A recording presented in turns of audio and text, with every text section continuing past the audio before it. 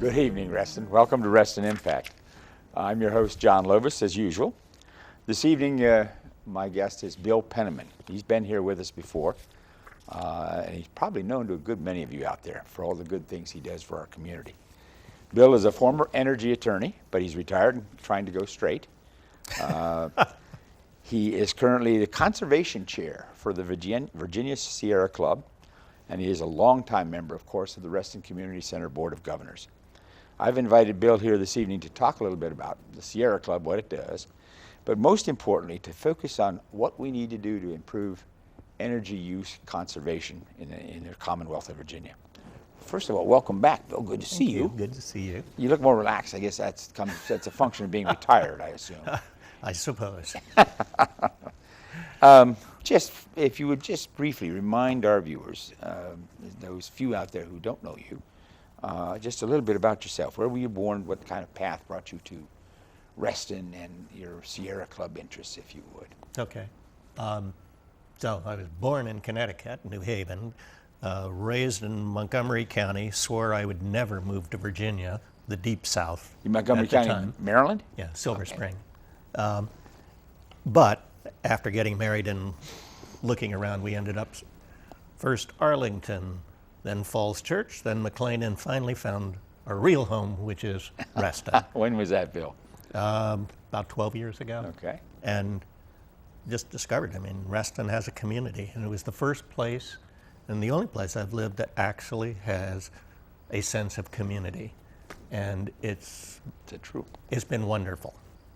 And as far as how I got involved in the Sierra Club, I spent my career practicing law and energy issues, but that constrained me from doing what I really wanted to do, which was environmental. So after retiring, I started getting involved in environmental issues and was asked to become the conservation chair for the state chapter. So that's Sierra Club. Yeah. Outstanding. Well, they're the best environmental advocacy group that I can think of in the state of Virginia. Though I have to be careful. My son's with the Natural Resources Defense Council. So it's an excellent organization. I have to be very careful how far I go there. Any discussion of environmental and energy policy these days, it pretty much has to be within the framework of climate change. That's kind of the overlay that drives the conversation. Scientific communities tried for, I don't know, has it been 10, 20 years now, to get our policymakers and our people to understand what climate change is, the implications of it, and the need and the increasing urgency of doing something to confront climate change. Frustratingly, if you would, in this Commonwealth of Virginia, I believe. Anyway, how's that going for the scientists in the Commonwealth of Virginia? For scientists, it's gone quite well. It is virtual unanimity among climate scientists that human emissions of carbon, methane, which is natural gas, nitrogen dioxide, and several other chemicals warm the atmosphere. In fact, this is not new science. This is not made up by a bunch of liberals. It has been known for 150 years that CO2 captures heat, and then that's been the essential regulator of temperatures for the planet.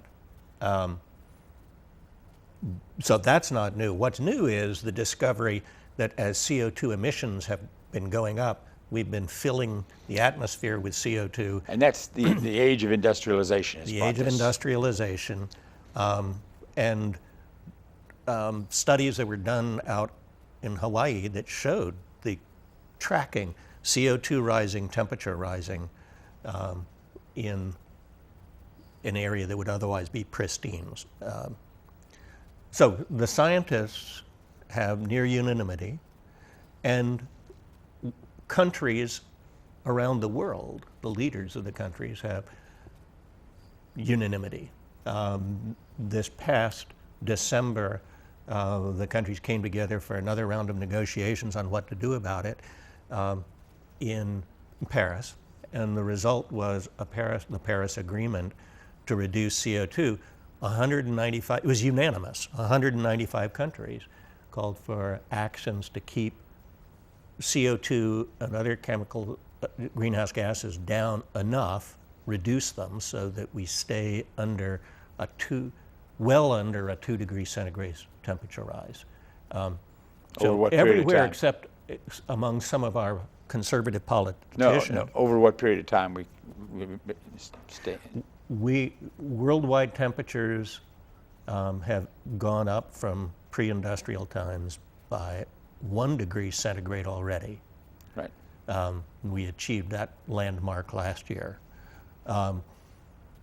And the need to dramatically reduce CO2 and methane has to begin now. It's already begun in some countries. To keep it from going up 2 full degrees to centigrade? go up to the twofold, the 2 degrees centigrade And level. why is that important? At 2 degrees, is that some kind of tipping point in terms of the impacts on the Earth? There are a substantial number of scientists who say that really 1.5 degrees is a safer level because it's a dynamic system. Exactly where the tipping points occur, we don't know. But by the time you get to 2, it is possible to have the ice sheets melt. Which raises the level of water. Raises the level of seawater, and frankly, the projections for sea level rise, scientists, despite attacks on them, are in fact very conservative in the way they approach things. And the projections for sea level rise are rising with time because they're looking and discovering new ways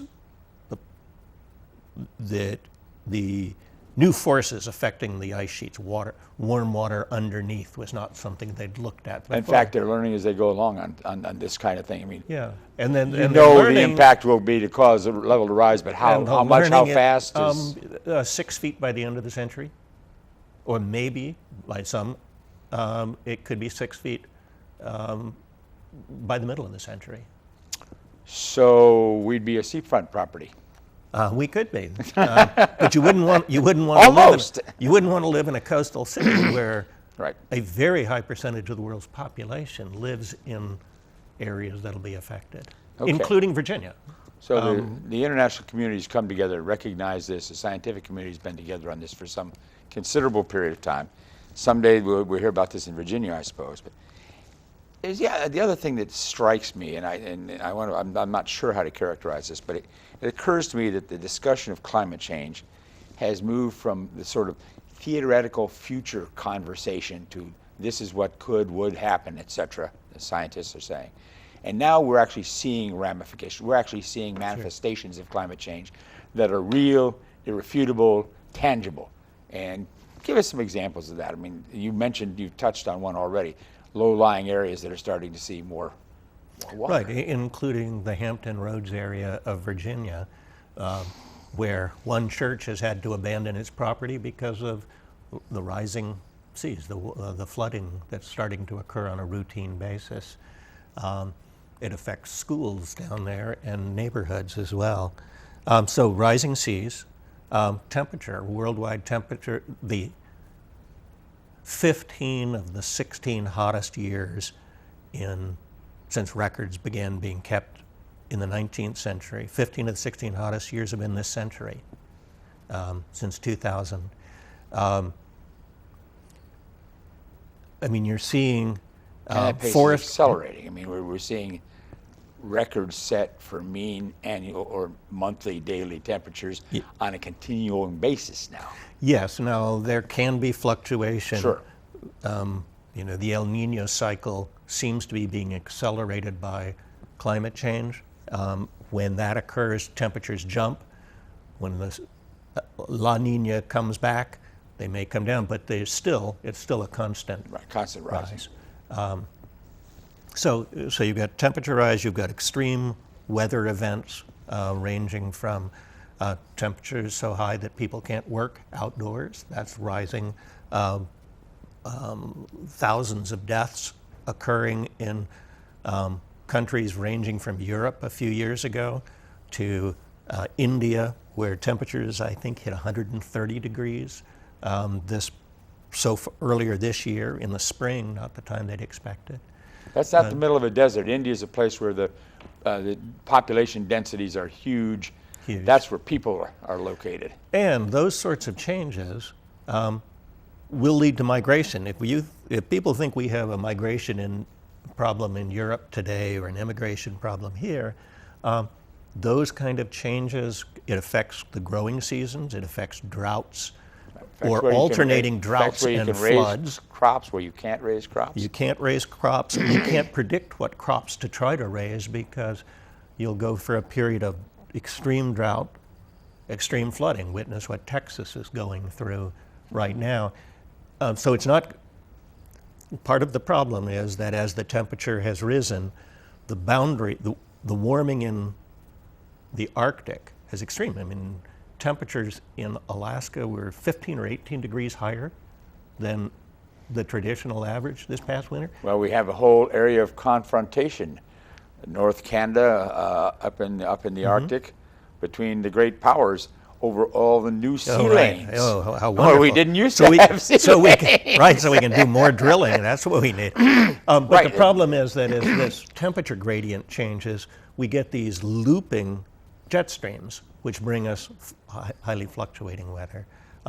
So those health issues, because rising temperature contributes to health problems, contributes to smog, asthma, there's a long list of things. So, well, I guess, and this brings me to the question of, it's become tangible, it's become real. The notion that this is some theoretical thing that comes out of the textbooks and scientists and those airhead liberals, it's clearer, much clearer now. It's out there, you can touch it. It's happening.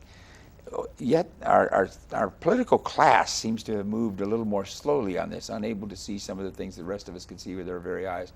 Not seized with issues like our children's and grandchildren's ability to breathe in the future, little issues like that. And what does it take? What kind of calamity does it take in terms of a weather event or a series of weather events to get? Well, and you partially answered the question already. You are getting that focus in other countries. We seem to be a laggard. You're getting it in other countries. You're also getting it in other states. So, for example, just this past week, I believe New York passed passed legislation to commit the state to getting to net zero emissions by 2050. So there'll be emissions offset by such absorption as naturally occurs, but they want to get to net zero emissions. California has previously committed to get to 50% renewables by 2050. Maryland has moved way ahead of us. Even states like North Carolina are ahead of us. Virginia is particularly bad on this issue. Let's give a little context too. I think, is it Denmark or what country recently declared a target of zero? Yes, it was either Denmark or Norway to achieve net zero emissions by 2030. Yeah, they moved it up 20 years. Right. So that's 14 years from now. That in terms of time for these kinds of questions is a very short period of time. Right. In point of fact, let's see, you had some charts that could give us an idea of kind of the magnitude of the problem, the rate at which the problem is increasing, climate change is increasing, and the kinds of actions that might have an impact on this. Well, the first graph here is simply showing the increase in CO2 emissions. This is worldwide over the last 30 years or so. And you can see how steeply they've risen. Now, they have leveled off a little bit, but the problem we have is, and I'll show this on another one, CO2 does not go away when you stop adding to it. CO2 is persistent in the atmosphere for levels that are measured in the hundreds or even thousands of years. So there's a very gradual bit of decline. Plus, 90% of the heat So you that's can captured build, is build actually, it up quickly, but you can't just wish it it doesn't away. then evaporate in any Right. appreciably short period of time. It's like the difference between stopping suddenly by hitting a brick wall or trying to stop by putting the brakes on as you're going downhill on a very slippery hill. Right. You don't just stop. Eventually you will. And you can't slam on the brake. You can't ease it. You can slam on it, but it won't stop you. Okay, so this is the. So that just shows how steeply things have gone up. That happens to be worldwide. The U.S. also had very steep increases. Part of that's driven by great growth in countries with huge populations, India, China, Brazil. That's true. However, we should not get too smug about that because the U.S. remains the greatest producer of CO2 on a per capita basis, as it has always been. It used to be the largest, both total and per capita. Chinese now exceed us total, but nobody exceeds us per capita. Okay, what's the next one here? So this one is simply attempts to illustrate the rate at which methane, that's the purple part, and CO2 decline over 300 years. So this illustrates methane, again, natural gas. Natural gas. So you're burning natural gas. So okay. Everybody, particularly in Virginia, talk about natural gas as the great solution. But natural gas produces two major greenhouse gases, CO2 when it's burned, that's the green, and methane, natural gas, when it's leaked during the production phase. And this shows the heating impact from the methane and CO2 emissions over 30 years of pipeline operation and fracking. And just for 30 years operation, you can see the natural gas, which is a much more potent, 86 times more potent a greenhouse gas than CO2 over 20 years. So it really spikes. It's worse than or as bad almost as the CO2 during the peak years of operation. Okay. But then it drops off because it drops out of the atmosphere more quickly. The green shows how slowly CO2 drops. It starts to drop and then it levels out. So 300 years from now, that's CO2 presently there. That's CO2 just emitted during the first 30 years of operation, pipeline operation. So over 300 years, which is, 15 generations? Right. 15 generations of our children, and that line continues gradually declining. Very gradually, okay. And this is just from 30 years operation of, it was modeled on 7 pipelines proposed for Virginia and West Virginia. Now, but in fact, we keep adding CO2 to that. And natural gas is considered, despite this problem, is considered as a great improvement by some because it burns much more efficiently, cleanly than coal, for example. It does. And in that sense, it is better than coal. Right. But when people say that, they overlook 2 things. First place, a lot of the natural gas generation that's being built is not actually displacing coal. Some of it is. It's additive. In many cases, it's additive. And in fact, what they're displacing is energy efficiency and renewable energy as alternatives. And in fact, is leading to the shutdown of nuclear plants around the country because for the moment, natural gas is really cheap and investors go for the moment for the most part. Interesting. All right, what's the last one you got for us here? Well, this is tries to capture the implications of the Paris Agreement, trying to stay under 2 degrees centigrade. I see. For advanced countries. Industrialized countries like the United States are going to have to reduce their CO2 emissions, or CO2 equivalent emissions, by 80% between now and 2050. Okay. It's doable, but the blue line running across the top is current or historic CO2 emissions and a projection from EIA if we continue our current business as usual. EIA? Oh, Energy Information Agency, okay.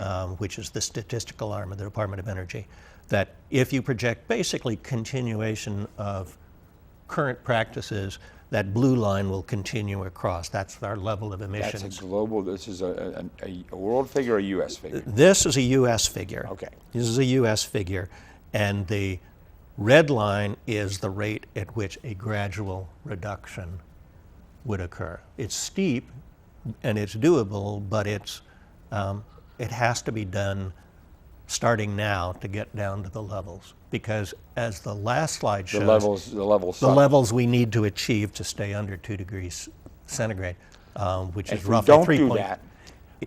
If we don't do that, we do risk condemning our children to a radically changed world where we lose parts of our coastal communities, potentially including the Hampton Roads area, which is the second most vulnerable area in the United States to sea level rise.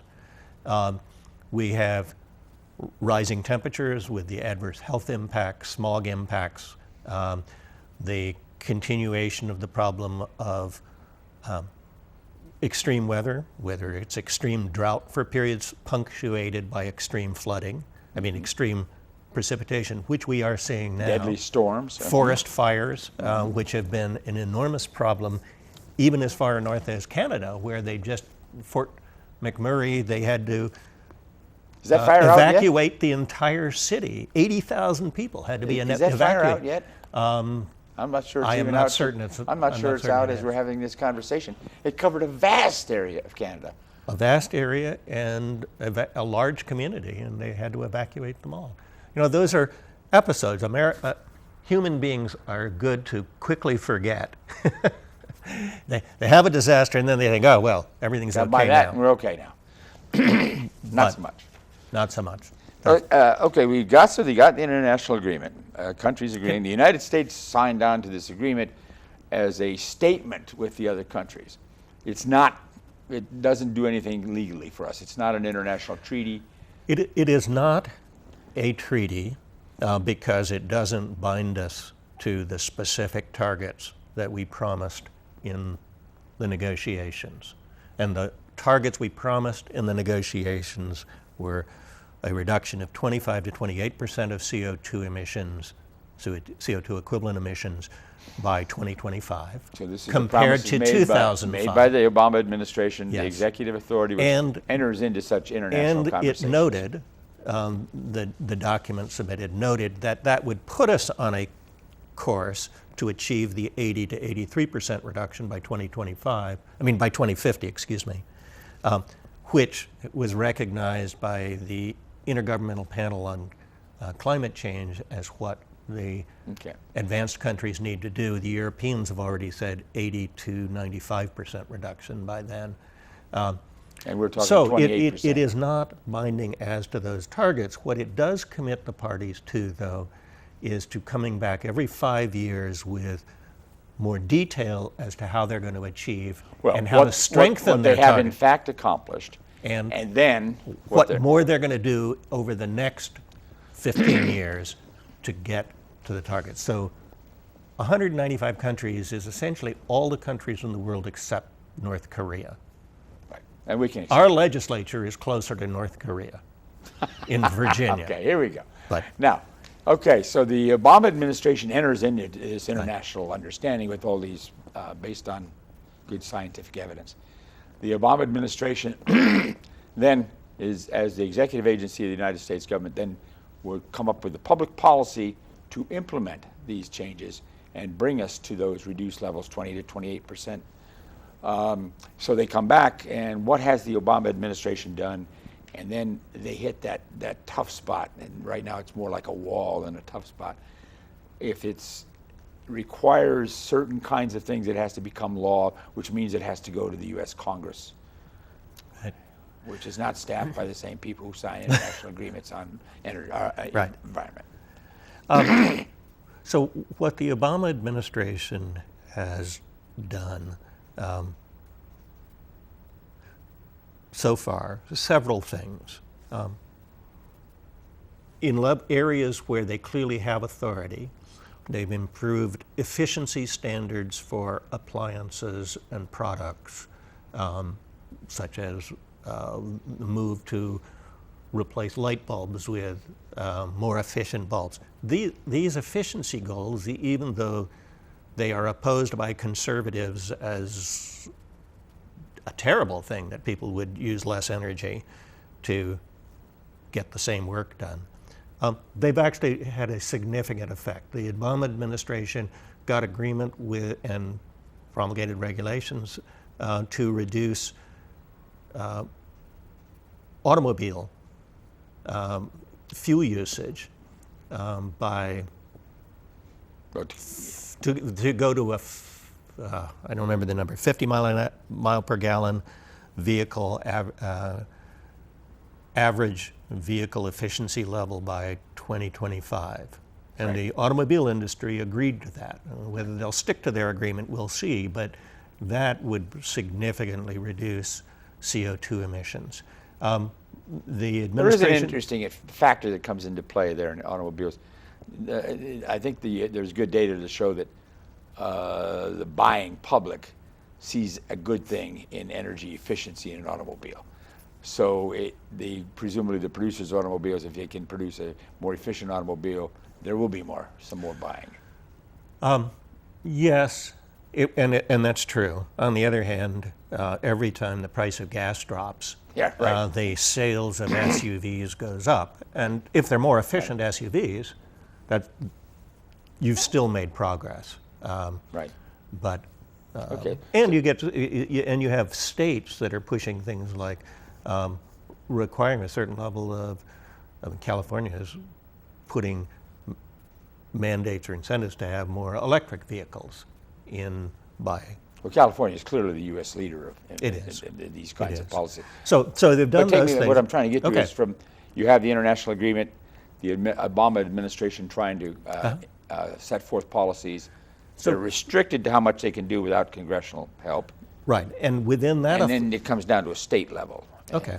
So within the next area I was going to get to is the regulation of clean air, the air pollution, and they've done several things. The ozone rule would indirectly reduce the level of CO2 emissions because to meet the ozone targets, which ozone causes smog, asthma, and serious health impacts, heart attacks and the like.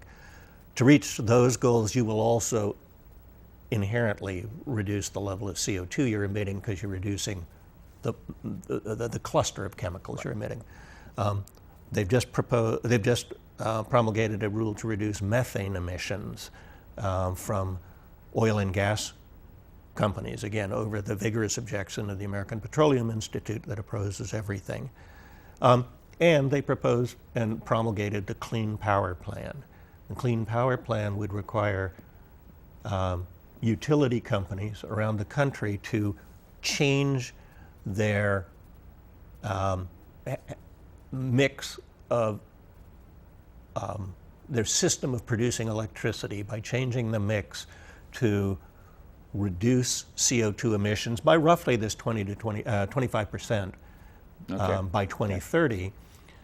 That, however, was opposed by all the Republican attorney generals who persuaded the Supreme Court when they still had a 5-4 conservative edge to stay the rule. So right now, the requirement for states to promulgate compliance regulations has been stayed, and while many states are going to continue to work on coming up with the right system, our legislature froze spending in Virginia so that Virginia will not be able to work. Okay, and here we go. It now translates to the states, and you've got California out there on the leading edge, keeping up with the Europeans in many respects, and then you've got Virginia located somewhere else on this continuum. The U.S. Congress is not doing anything to encourage, much less force states to do good things. It really is. It's a floating target for states that are interested in doing the right thing versus those who are not interested in doing the right thing, I would guess. In Virginia, there's this National Clean Power Plan. Virginia has presumably a piece of this Clean Power Plan. What are the fundamental targets that Virginia has to meet, and are they meeting them? Virginia's target is quite modest. It's complicated because of the history of the Clean Air Act, but the law is divided into two pieces. New source performance, where EPA can only come up with sort of the best available technology for a particular kind of technology. So natural gas burning in new generation has a limit, but it's a modest limit compared to where we were going anyway. For existing, the existing generation system, Virginia would only have to reduce its CO2 emissions by, I can't remember, 10% or something. It's considerably lower than the average because of where it is now. Coal-powered plants, it's existing coal, nuclear, existing gas, existing other fuels. If you look at the system, the package, and you have to bring down the average output from those. Okay. Easy way to address this is obviously to get out of some of those kinds and move to renewables, non-fossil fuel, move to wind, solar, hydro, nuclear, wave. I guess I've probably forgotten a few. Two questions. What kind of potential does Virginia have? And we'll get to the issue of how they're doing, but what kind of potential does Virginia have for the non-fossil fuel renewable energy sources? Okay. Is it vast? Is it minimal? Would it make a difference? Oh, I mean, it has very substantial. Let's put it in, I'll just do a comparison. Virginia on solar versus North Carolina, our sister state, our neighbor state. Right. Virginia has 21 megawatts of solar installed currently. 21 megawatts would power Reston for how long? Oh, I can't. No, not very long. 21 megawatts says, I don't know. It's a very small number. Okay. North Carolina has 10 times that much. They already have 2,087 megawatts of installed solar. Well, that's because they have more sunshine. No. It's because they had a law that changed the incentives and the rules so that solar could actually enter easily, and a lot of people invested in solar. So we have the potential to be the equivalent of North Carolina, more or less? Yeah. Okay. Yeah. I mean, we're just not doing it yet. Right. Okay. How about wind? Wind, we have both onshore wind potential. The rise and fall of the mountains. Right. If you build along the ridge line of the mountain, essentially, you have very good wind. In the Piedmont area, it's less good. Nevertheless, with the kinds of turbines that exist today, you could generate wind. And we had offshore wind, which was something with great potential. Dominion, our largest utility, managed to come up with a very high cost getting it done, and then fiddled around, and the Department of Energy just withdrew funding to support a pilot project offshore Virginia because Dominion wasn't progressing on it. It wasn't making any commitments, it wasn't doing anything, and anything productive. But they have purchase rights to provide that kind of power for a certain area in the ocean. Is that correct? Right. They still control those rights for a period of time, and then if they don't meet certain progress points, those rights will go away. And they're But not in the busted. meanwhile, they've locked it up so nobody else can Nobody do it. else can do it. But I would say that other states are putting real efforts into creating an offshore wind industry, which would create lots of, if that industry was advanced offshore Virginia, we could become the hub for building turbines, doing the shipping out to service the turbines, to build the turbines and everything else. Oh, so But- we have shipbuilding, we have the ports, Yeah, absolutely. Yeah, we're in a great shape. But then again, so there are cities up the coast who could do that if we don't, and they're working harder to get there. Okay, but you've answered my basic question. That is, we have potential to make And we have, non-fossil fuels right, could make a substantial difference in terms of our future and getting those emissions down if we began to convert to non-fossil fuels. yeah, and Virginia, our largest utility was surveyed along with 31 others. So it was a survey of the 32 largest investor-owned utility companies, power companies in the United States. And on energy efficiency, Dominion came in dead last. On renewable energy, it came in, I think it was third from last. It was right near the bottom. So we have Virginia was rated we just have recently. almost no installed capacity in renewables, do we? No, what we do have some wood burning, which isn't actually a net gain. Right. But we have that. We have a little bit of hydro, but mostly it's wood burning. Bloomberg noted that we had only 5% of our energy from renewables, which is way below other states. I thought it was And more a like comp- 2. Okay. Well, actually, I think it is, but that was when you count the wood burning. You don't count the wood burning. It seems to me then it's more like 1 or 2%. Yeah. Another organization just rated Virginia as one of the 10 worst states, least friendly states for solar energy. Now, that's too bad. We got folks here in Reston, for example, who are interested in getting into solar. And we're starting to do some comparisons. And I have a son who lives in Maryland.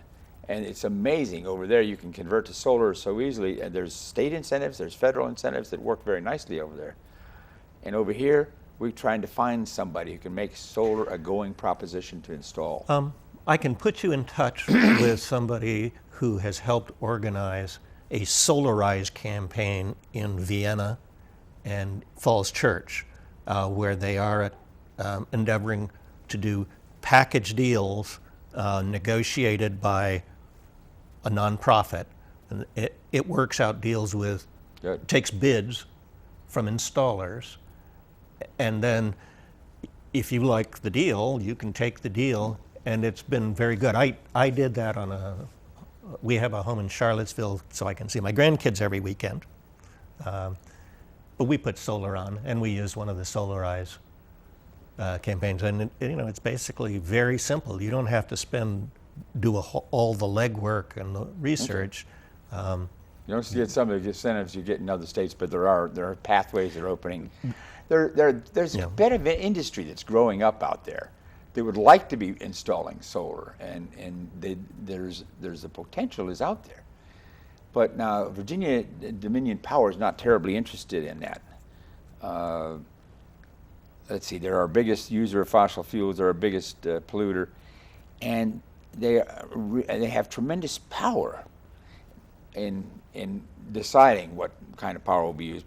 But let me ask you this in the first instance. Why doesn't Dominion Power see it as being in their self-interest to lead the fight against pollution and climate change by moving to renewables, lower carbon sources, increasing their efficiency?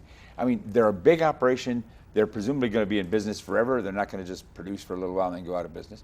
Why is it they don't see it in their own self-interest to be supportive as opposed to an obstacle here?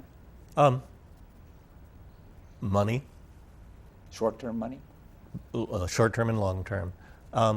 Where a company like Dominion makes its money is on investing in large new facilities, big hardware, that raises its capital investment on which it earns its return. And when people point out that the cost of energy efficiency is a fraction of the cost of this kind of generation. New investment, yeah.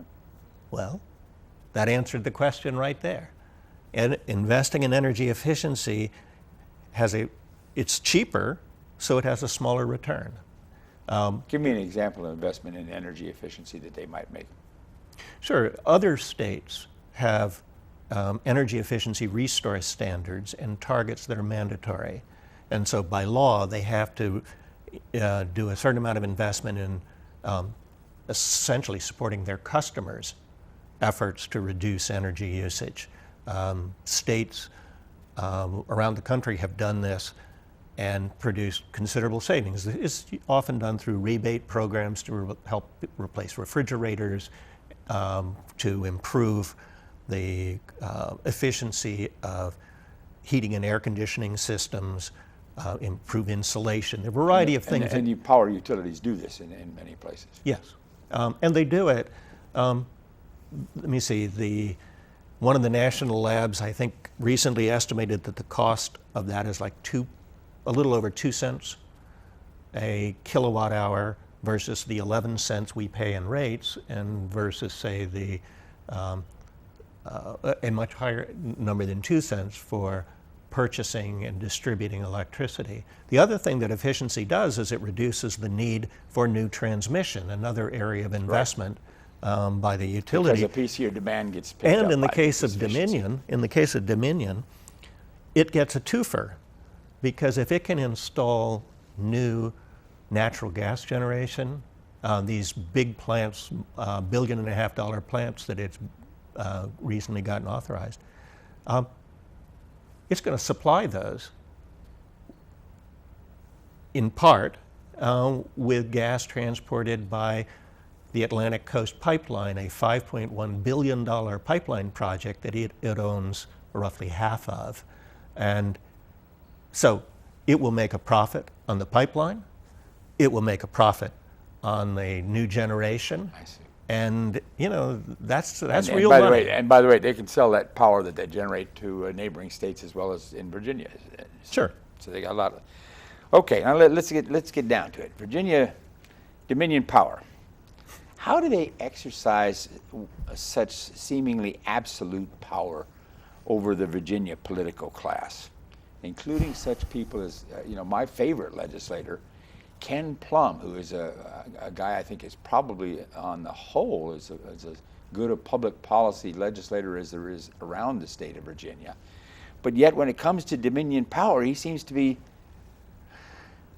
responsive to pretty much whatever they want. He seems to be one of the sheep, like all the other legislators. How is it that they wield this kind of power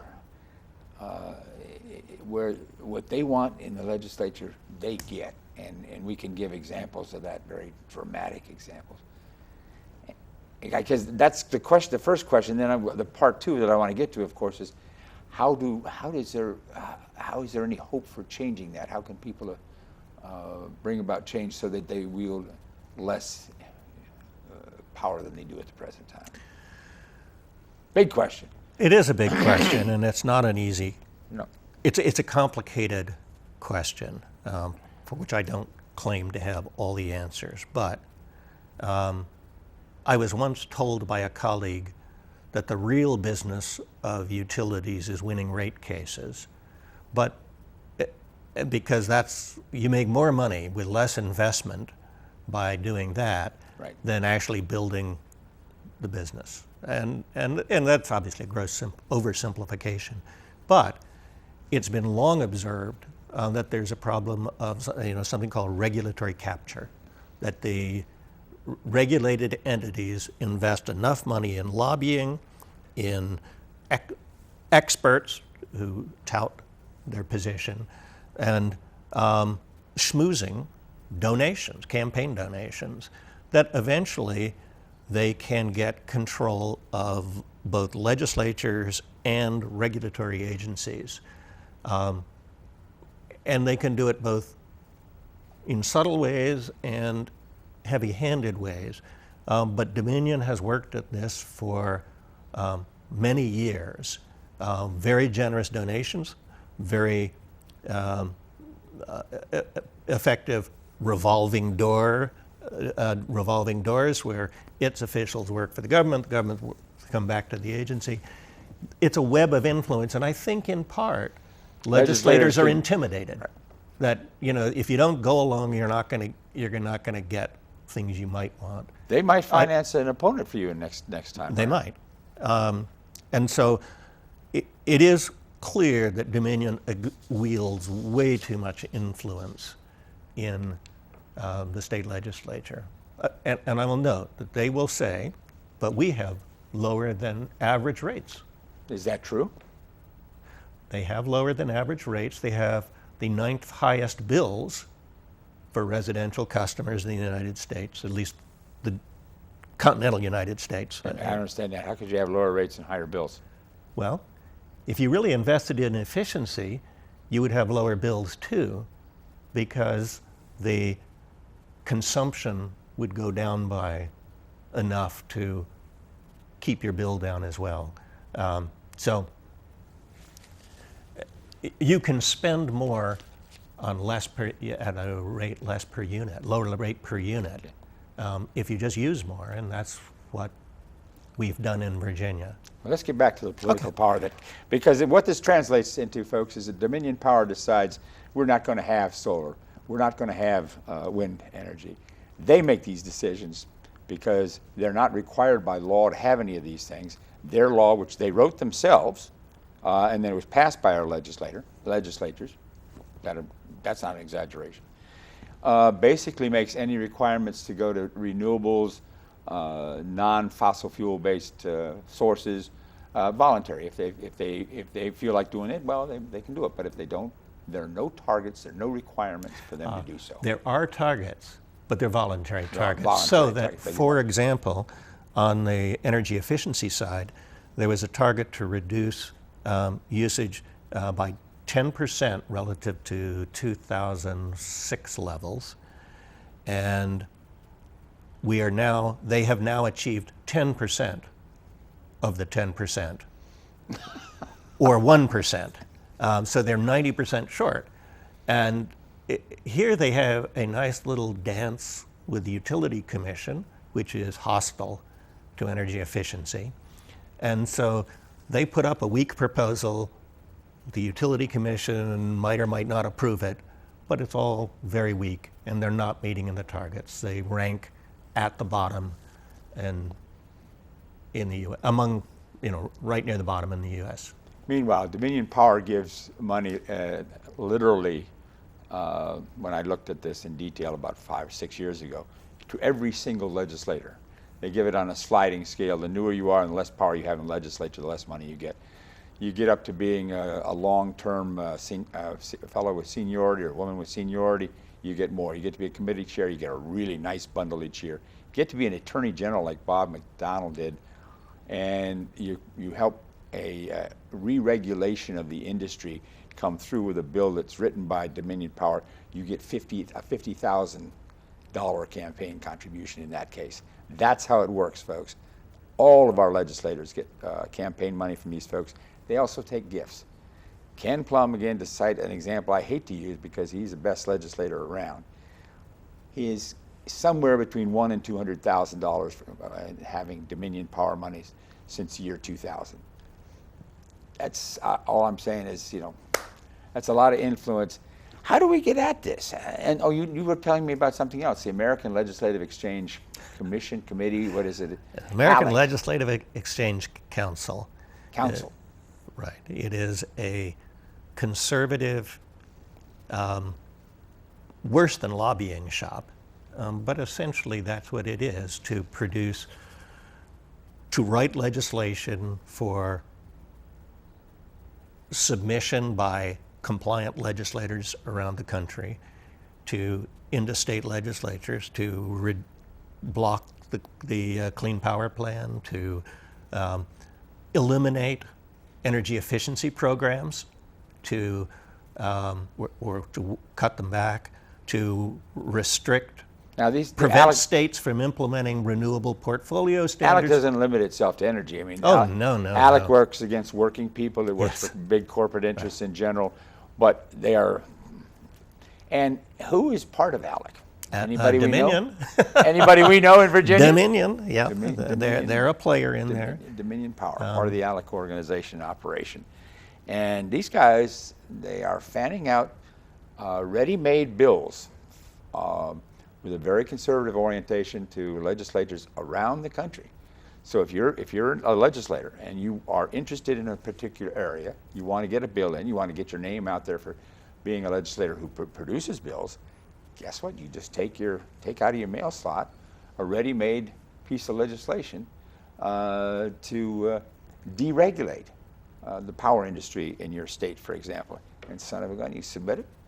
And well, not necessarily deregulate it, because Maybe not deregulation a might good imply example. competition, and they don't want that. sorry, re-regulate, as we did in Virginia. Relax the regulation. Well, they actually called it re-regulate. And we do have legislators in Virginia who are active in ALEC. Ken Plum is not one, and I don't know. And you described the donation history, and I don't know any of that. But we do have legislators, including legislative leaders, who are very active. And they are, for the most part, conservative Republicans. Always. Yeah. I mean, if you look at their They're list. not the Ken Plums, the Janet Howells. No. No. And if you look at who's on their board, they're either 100% Republicans or all Republicans except one Democrat from a crazy conservative state. It is the industrialization of lobbying. Yeah, first class. They've perfected it. Right. What if there was a competition between Dominion Power and the NRA in Virginia? Who would win? That'd be tough, huh? Right. It'd be a real competition. I don't know that there's an answer to that question. One suspects that it would be a pretty close race, in fact. What can people do as a practical matter?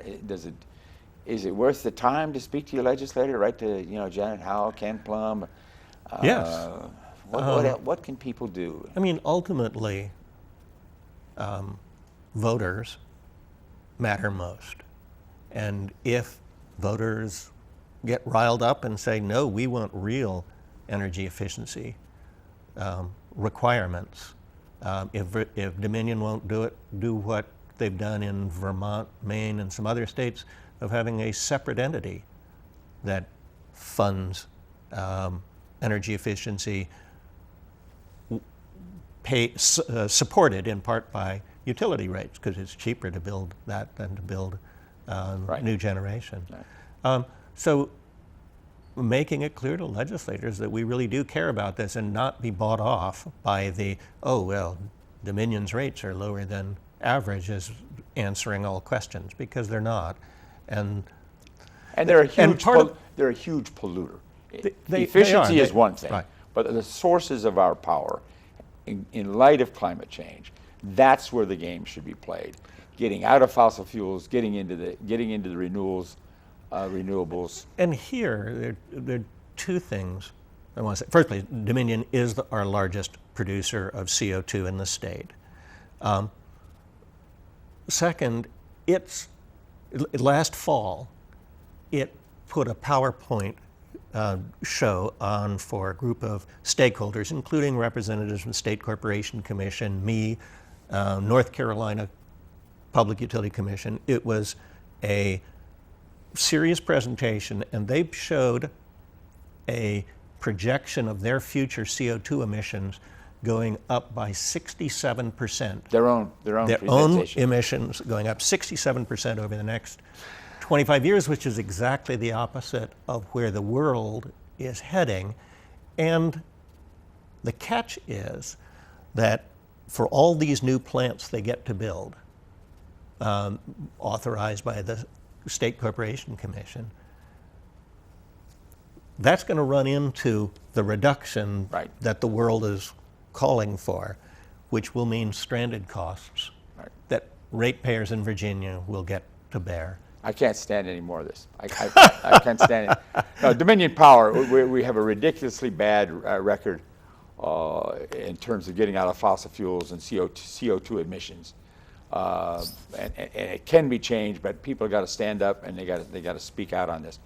The Sierra Club does marvelous research in this area. How do people access your information? And do you guys do anything besides this? No, we're running out of time. What's I guess we got the website on the screen. It's for the Sierra Club of Virginia. So the Sierra Club has its own website, sierraclub.org, with a slash, and you can get to the Virginia homepage, or just Google Virginia Sierra Club and you'll get that. There is also the most recent chapter chair does a blog on energy issues in Virginia called Power for the People VA, and you can look that up, and it may show on the screen, but you can look that up by Googling it. And she does a terrific blog on energy developments. Yes, Sierra Club is involved in a lot of things. I've been working on the issue of fracking, hoping to get effective regulations before fracking undermines the tidewater aquifer on which 2 to 3 million people depend, getting stronger regulations before Pennsylvania-style fracking occurs in Virginia. We don't want to go there. Anyway, we're running out of time here. Sorry. But go to the website. There's a tremendous amount of research they've done. It's also a great organization to join for things like hiking, yes, going out on the trails and doing marvelous work for the environment in a more direct way, as well as the advocacy they get involved in. But check out the research. If you're interested in this topic, you're interested in the facts of what happens with the energy in the Commonwealth of Virginia, go to the Sierra Club website and check it out. Bill, thank you so much. Thank you, John. Thanks for your time, and thanks for what you guys do in trying to get us on a better track. It's a shame to see the Commonwealth of Virginia be such a laggard in such an important area that's important for our kids, and our kids are the ones who follow. I want to thank Bill for being here, Comcast for helping us bring this show to you, and most of all, you, our viewers, for sharing some of your time with us this evening. We'll see you next time. Thanks very much.